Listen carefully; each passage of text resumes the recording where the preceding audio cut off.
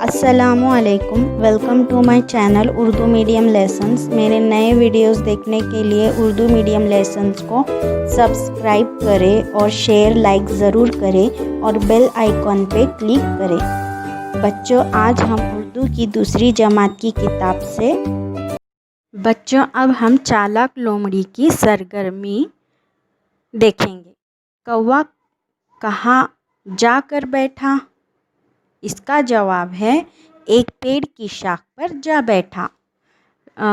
लोमड़ी ने रोटी का टुकड़ा हासिल करने के लिए क्या किया? लोमड़ी ने रोटी का टुकड़ा हासिल करने के लिए कौवे की तारीफ की। लोमड़ी ने कौवे की तारीफ किस तरह की? लोमड़ी ने कौवे की तारीफ इस तरह की, मियाँ कौवे, तुम कितने खूबसूरत हो, तुम्हारे पर कितने काले और चमकदार हैं और तुम्हारी आवाज़ कितनी मीठी है। लोमड़ी से अपनी तारीफ सुनकर कौवे पर क्या असर हुआ? लोमड़ी से अपनी तारीफ सुनकर कौवे पर यह असर हुआ कि वो खुशी से फूल गया। कौवा क्यों मुँह देखता रह गया? जब लोमड़ी ने रोटी का टुकड़ा ले लिया तो कौवा मुँह देखता रह गया।